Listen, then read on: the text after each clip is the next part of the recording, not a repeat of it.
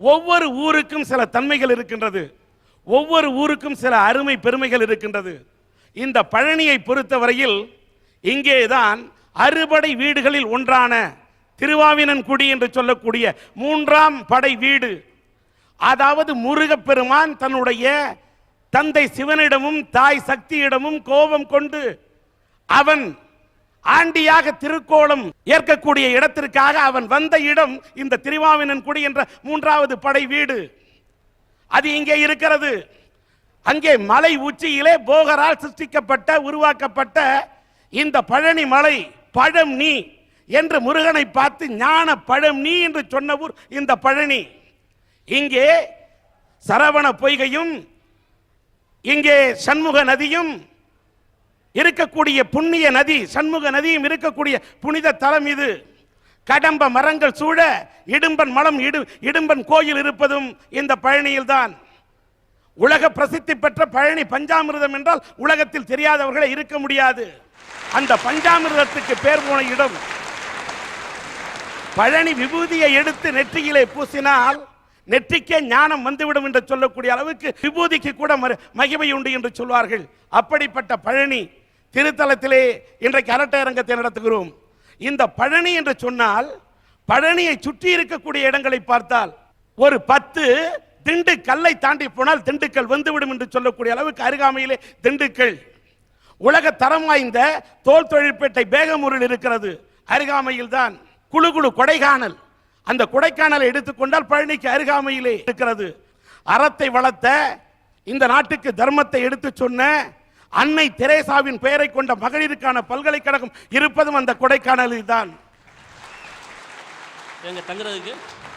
எல்லாவற்றுக்கும் மேலாக தமிழ்நாட்டிலேயே மிகப்பெரிய காய்கறி சந்தை இருக்கக்கூடியது ஒட்டன் சத்திரம். அந்த ஒட்டன் சத்திரம் இருப்பதும் நமது பழனிக்கு அருகாமையில் தான். இப்படி பழனியை சுற்றி எத்தனையோ இந்த ஊருக்கு அருமை பெருமைகள் அத்தனையும் இந்த மலையை சுற்றி கொட்டி கிடக்கின்றன. போகரால் உருவாக்கப்பட்ட நவபாஷண சிலை அடங்கி இருப்பதும் இந்த பழனி மலையில் தான். அவருடைய பேர் தாங்கி இதை சித்தன் மலை என்று அழைப்பார்கள். சித்தன் மலை என்று அழைக்கக்கூடிய இந்த பழனி மலையிலே மலையடி வாரத்திலே இந்த அரட்டை அரங்கத்தை நடத்துவதில் நாங்கள் மிக்க மகிழ்ச்சி அடைகின்றோம். ஆன்மீக ரீதியாக இந்த ஊருக்கென்று ஒரு முக்கியத்துவம் இருக்கின்ற காரணத்தால் தான் இந்த ஊரிலே ஒரு தலைப்பெடுத்திருக்கின்றோம். மறுபிறவி என்று, அடுத்த ஜென்மம் அடுத்த பிறவி என்று ஒன்று இருக்குமே. ஆனால் ஒரு வேளை இருந்தால் நீங்கள் யாராக பிறக்க விரும்புகிறீர்கள்? ஒவ்வொருவருக்கும் ஒரு கோணம் இருக்கும். இதுதான் தலைப்பு. மனிதன் என்பவன் தெய்வமாகலாம், வாரி வாரி வழங்கும் போது வள்ளலாகலாம், வாளை போல தன்னை தந்து தியாகியாகலாம், உருகி ஓடும் மெழுகு போல ஒளியை வீசலாம். மனிதன் என்பவன் தெய்வமாகலாம். மனுஷனை பார்த்து தான் சார் நீ தெய்வ மாதிரி அப்படின்னு சொல்றாங்க. அந்த அற்புதமான மனிதனா பிறக்கணும்னு தான் சார் நான் ஆசைப்படுறேன். ஐயா, ஒரு இஸ்லாமிய இறந்து சொர்க்கத்துக்கு போனான். அவனை பார்த்த ஆண்டவன், உனக்கு ஏன் சொர்க்கம் கொடுத்தேன் தெரியுமா அப்படின்னு கேட்டான். அப்ப அவன் சொன்னான், நான் 5 வேளை தொழுதேன், அதனால நீ எனக்கு சொர்க்கம் கொடுத்த அப்படின்னா. இல்ல, நீ 4 வேளை தான் தொழுத அப்படின்னா. அந்த மனுஷன் பதறி போயிட்டான். ஒருவேளை தொழுகாம நம்ம பாவம் செஞ்சிட்டோமோன்னு. பயப்படாத, அன்றொரு நாள் அதிகாலை நேரம் நீ பாங்கு சத்தம் கேட்டு தொழுகைக்கு சென்றாய். போற வழியில ஒரு குட்டி பூனை நெனைஞ்சு பனியில துவண்டு அப்படி உயிருக்கு போராடிட்டு வாடிட்டு இருந்துச்சு. அப்ப அந்த பூனையை நீ பார்த்து கையில எடுத்த. அந்த பூனை உன்னை இப்படி பார்த்துச்சு. உடனே அந்த பூனையை கொண்டு போய் உன் நெஞ்சு பக்கத்துல வச்சுக்கிட்ட. உன் நெஞ்சில் இருக்கிற சூடு அந்த பூனை மேல பட்டுச்சு. அந்த பூனையோட குளிர் போயிருச்சு. கொஞ்ச நேரத்தில் அந்த பூனை துள்ளி குதிச்சு ஓடிருச்சு. நீ பார்த்த தொழுகையுடைய நேரம் முடிஞ்சு போயிருச்சு. திரும்பி நீ போயிட்ட. ஆனா அன்னைக்கு 4 வேளை தான் தொழுத. ஆனா அந்த பூனை மீது நீ காட்டினாயே மனிதநேயம், அதுக்கு தாண்டா உனக்கு சொர்க்கம் கொடுத்தேன் அப்படின்னாயா. அந்த மனிதநேயம் இருக்கிற மனுஷனா பிறக்கணும் தாயா நான் ஆசைப்படுறேன். வாழ்க. சார், ஆ, நாம பிறக்கிறப்பயே அழுதுட்டு தான் பிறக்கிறோம். நாம சாகுறப்ப நம்மளை சுத்தி இருக்கிறவன் பூரா கொட்டை அடிச்சுட்டு சந்தோஷமா அழுவான். அதுலயும் பாருங்க, ஒரு 10 பேர் அன்னைக்கு தான் தண்ணியை போட்டு சந்தோஷமா ஆடுவான்.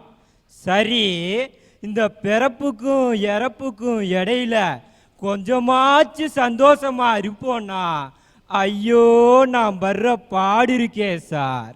அதனால தான் சொல்றேன், அடுத்த ஜென்மோன்னு ஒன்று இருந்தா, அடுத்த பிறவின்னு ஒன்று இருந்தா, ஜாலியா சந்தோஷமா சுதந்திரமா இருக்கிற ஒரு அமெரிக்கா மாதிரி ஒரு வெளிநாட்டில் பிறக்கணும்னு ஆசைப்படுறேன் சார். அமெரிக்காவில் பிறக்கணும் இன்னும் கை தட்டிட்டு இருக்கீங்க. நீங்க என்ன வெள்ளைக்காரனா? மேலே இருக்கிறவங்களாம் என்ன அமெரிக்காவில் இருக்கிறத நினைப்பாயா? கீழே இருக்கிற மக்களும் என்ன தமிழ்நாட்டிலே தமிழ் என்ன முட்டாளா? பயணியில் பிறந்த நாங்கள் என்ன பண்ணாடையா? அமெரிக்காவில் பிறந்தவனா ஐக்கியோட பிறந்தானா? நம்ம கை தட்டுறீங்க. இங்க நம்ம எங்க போனாலும் படுற பாடு இருக்கே சார். காலேஜுக்கு போனா பிரின்சிபால் தொல்ல, ஆமாண்டா மச்சான் ஆமாண்டா. ஸ்கூலுக்கு போனா வாத்தியார் தொல்ல, ஆமாண்டா மச்சான் ஆமாண்டா. வீட்டுக்கு போனா பேரண்ட்ஸ் தொல்ல, ஆமாண்டா மச்சான் ஆமாண்டா. ஒரே தொல்லை சார். அமெரிக்காவுக்கு போனா எய்ட்ஸ் தொல்ல, ஆமாண்டா மச்சான் ஆமாண்டா. இதை தெரிஞ்சுக்க முதல்ல. ஒரே தொல்லை சார். அதான் சார், அடுத்த ஜென்மோன்னு ஒன்று இருந்தா அமெரிக்காவில் பிறக்கணும் சார்.